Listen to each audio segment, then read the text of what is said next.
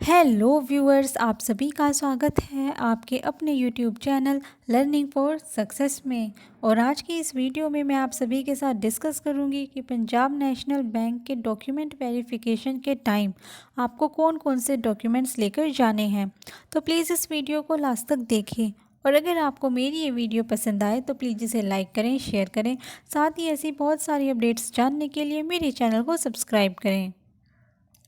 तो जैसा कि आप सभी जानते हैं कि पंजाब नेशनल बैंक ने अपनी वेबसाइट पर उन सभी कैंडिडेट्स की लिस्ट अपलोड कर दी है जिनका भी Punjab national bank, oriental bank of commerce और यूनाइटेड बैंक ऑफ इंडिया में क्लर्क की पोस्ट पर सिलेक्शन हुआ है। उस लिस्ट में उन सभी कैंडिडेट्स को बताया गया है कि उन्हें किस दिन कहां पर रिपोर्ट करना है। तो कुछ कैंडिडेट्स को जिनको 19 अक्टूबर को रिपोर्ट करना है ज्वाइनिंग के लिए, डॉक्यूमेंट वेरिफिकेशन के लिए, उनको मेल्स जो हैं वो भेजे जा चुके हैं बैंक की तरफ से। और जिन कैंडिडेट्स की 2 नवंबर, 7 नवंबर और 16 नवंबर को हैं, उनके मेल्स जो हैं वो अभी नहीं भेजे गए हैं। तो वो सभी कैंडिडेट्स जिनको अभी तक मेल रिसीव नहीं हुए हैं वो टेंशन ना लें। जैसे ही उनका टाइम आएगा उनको भी मेल जो है वो बैंक की तरफ से मिल जाएगा। तो काफ़ी सारे कैंडिडेट्स को ये कन्फ्यूज़न है कि डॉक्यूमेंट वेरिफिकेशन के टाइम पर क्या क्या डॉक्यूमेंट्स लेकर जाने हैं, कौन से डॉक्यूमेंट्स उनके पास होने चाहिए, नहीं होने चाहिए। तो वो सारी बातें इस वीडियो में डिस्कस की गई हैं। तो ये है वो एनेक्चर जो भी पंजाब नेशनल बैंक के कैंडिडेट्स को मेल रिसीव हुआ है उसमें ये अटैच था। तो इसमें बोला गया है कि कौन कौन सी फॉर्मेलिटीज़ जो हैं आपको ज्वाइनिंग के टाइम पर कंप्लीट करनी है। तो formalities required to be completed for joining the bank SWO यानी कि क्लर्क। तो इसमें फर्स्ट बोला गया टू प्रोड्यूस फॉर वेरिफिकेशन, यानी कि वेरिफिकेशन के लिए आपको प्रोड्यूस करना है educational certificates in original including 10th matriculation certificate, giving your date of birth in proof of your age. यानी कि आपको अपने जो भी एजुकेशनल सर्टिफिकेट्स हैं, 10th 12th graduation, post graduation या कोई डिप्लोमा है तो उसकी ओरिजिनल सर्टिफिकेट आपको प्रोवाइड करवाने हैं। और साथ ही आपको अपने 10th का पासिंग सर्टिफिकेट, जिसे सनद भी कहते हैं, वो लेकर जानी होगी। वो आपकी डेट ऑफ बर्थ होगी, डेट ऑफ बर्थ का प्रूफ होगा। नेक्स्ट है both degree and marks sheet should be produced, यानी कि आपके ग्रेजुएशन, पोस्ट ग्रेजुएशन के टाइम पर जो भी आपने कोर्स किया था उसकी जो भी आप मार्कशीट लेकर जाते हो उसमें सारे मार्क्स जो हैं वो शो होने चाहिए और आपकी डिग्री भी होनी चाहिए। अगर आपके पास डिग्री नहीं है तो आप प्रोविज़नल डिग्री जो आपको कॉलेज से पासिंग, जब आप पास होते हो तब मिलती है, वो आप ले जा सकते हो। नेक्स्ट है clean discharge certificate relieving order in original if employed, यानी कि अगर आपने एप्लीकेशन फॉर्म फिल करते टाइम ये सबमिट किया था कि आप कहीं पर जॉब कर रहे हो तो आपको वहाँ से डिस्चार्ज सर्टिफिकेट या फिर रिलीविंग ऑर्डर लेकर जाना है और वो भी ओरिजिनल होना चाहिए, फ़ोटोकॉपी वगैरह नहीं चलेगी।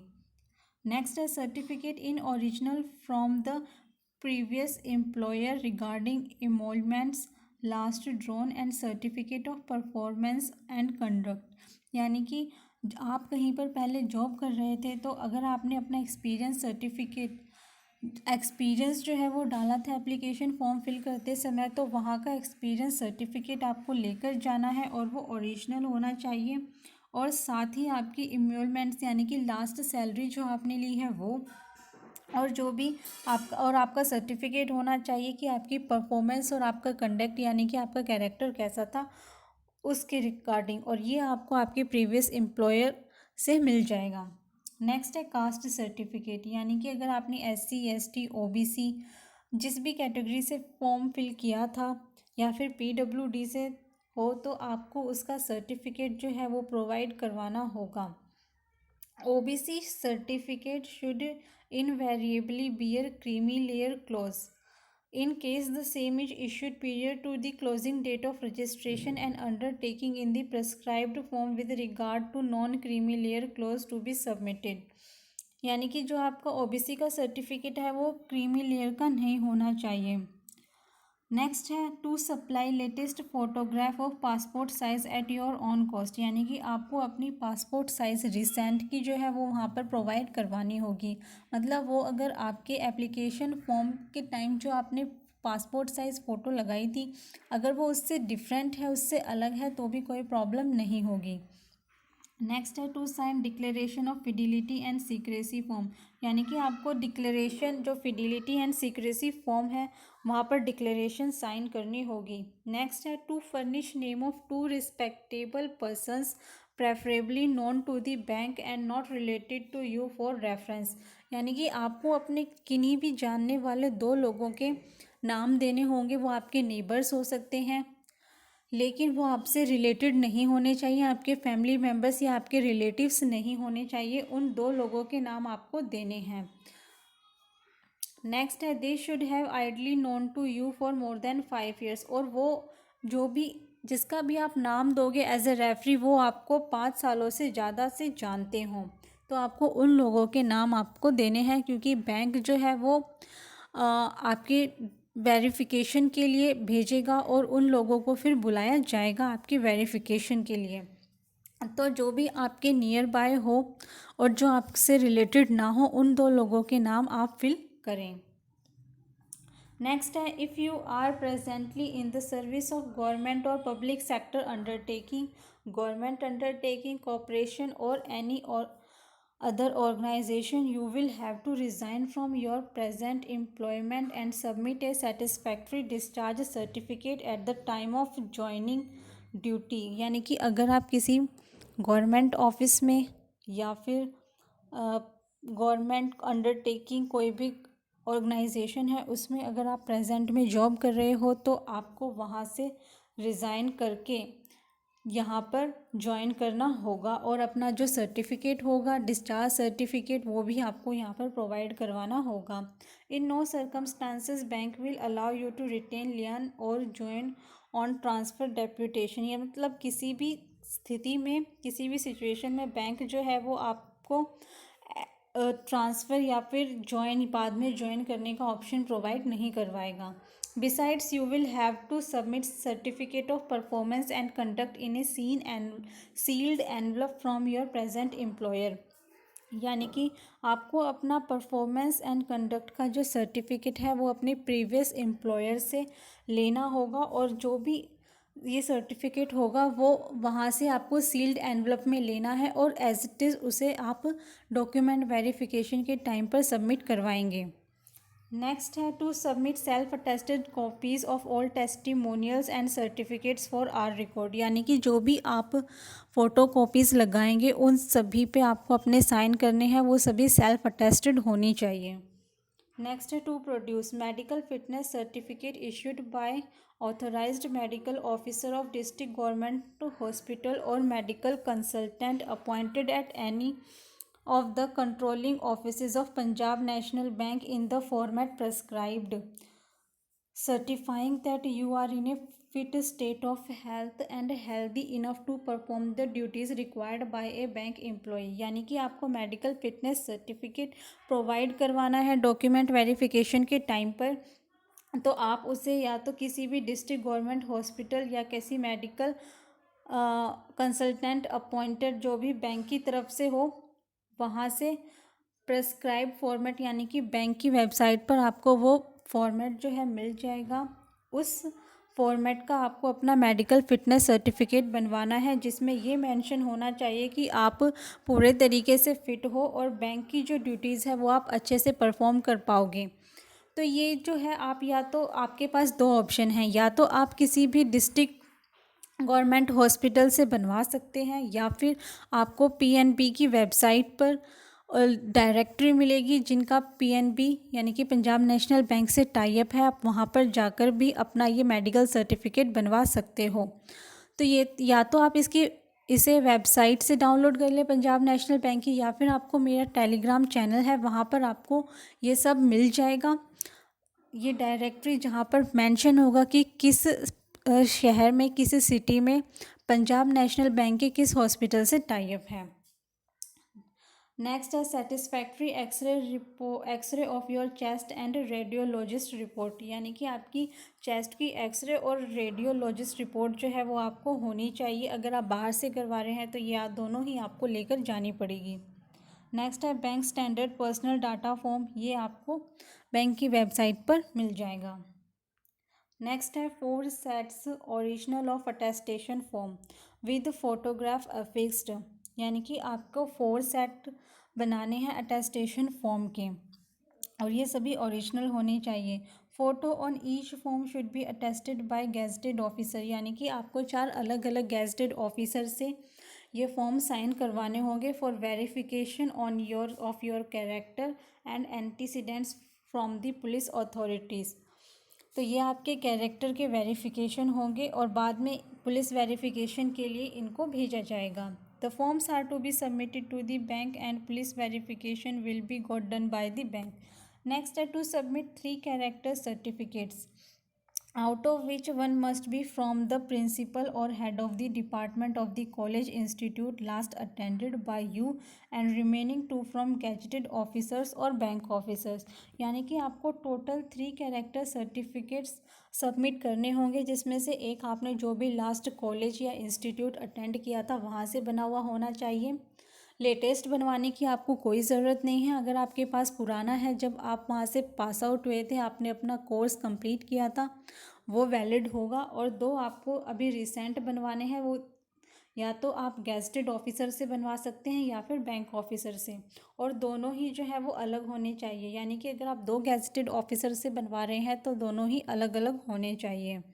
Certificates given by relatives will not be acceptable, यानी कि अगर आप का कोई रिलेटिव है, वो गेजेटेड ऑफिसर है और आप उससे साइन करवा रहे हैं तो वो एक्सेप्टेबल नहीं होगा।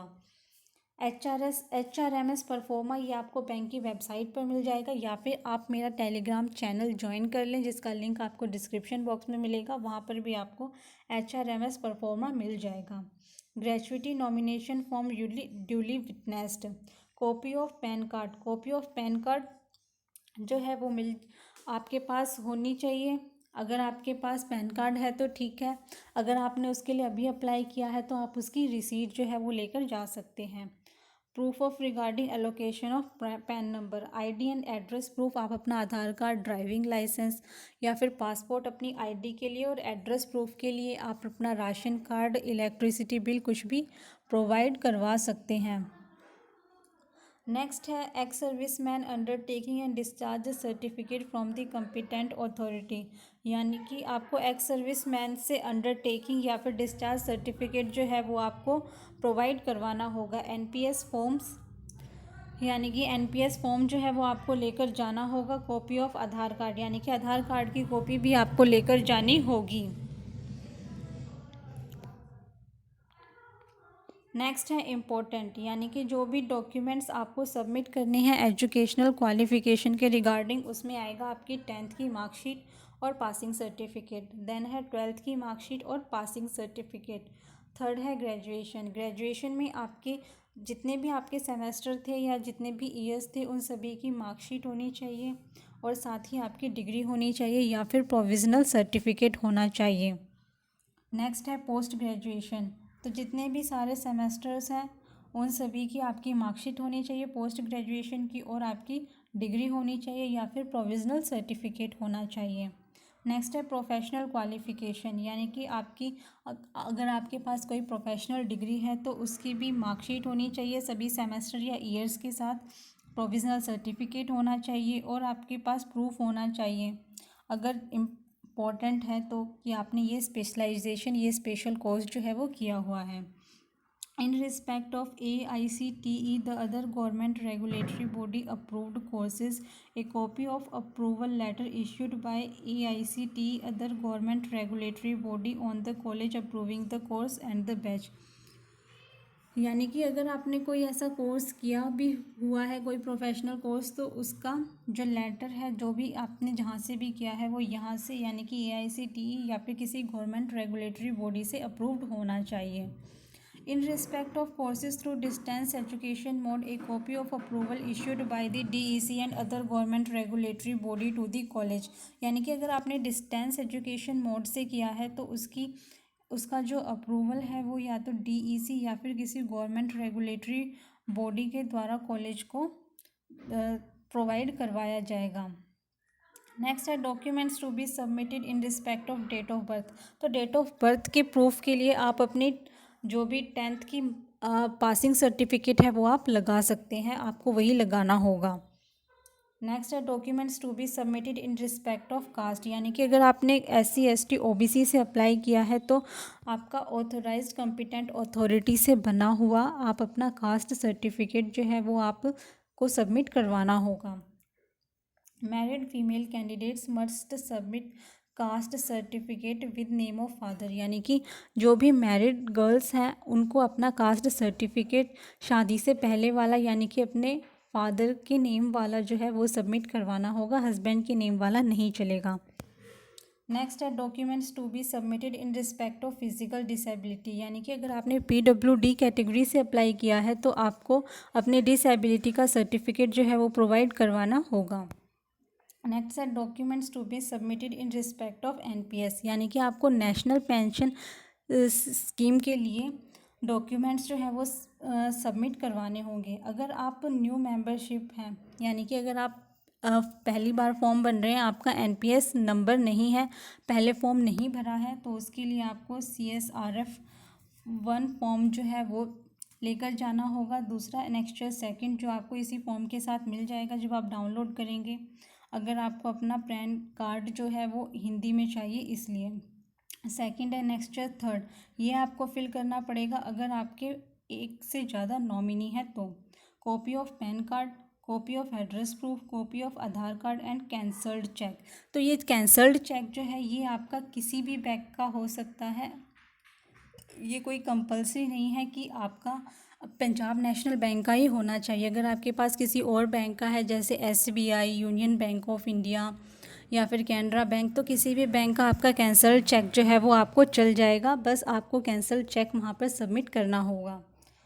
अगर for transferring of membership of NPS, यानी कि आप NPS के मेंबर हैं, आपके पास पैन कार्ड है, तो आपको वहाँ की मेंबरशिप के लिए वहाँ की मेंबरशिप को ट्रांसफ़र करवाना पड़ेगा PNB में। तो उसके लिए एक ISS फॉर्म होता है, आपको वो लेकर जाना होगा। साथ ही undertaking for transfer of PAN, यानी कि पैन की ट्रांसफ़र ऑफ पैन को की अंडरटेकिंग जो है वो आपको साइन करनी पड़ेगी, जिससे कि आपका पैन नंबर जो है वो PNB में ट्रांसफ़र किया जा सके।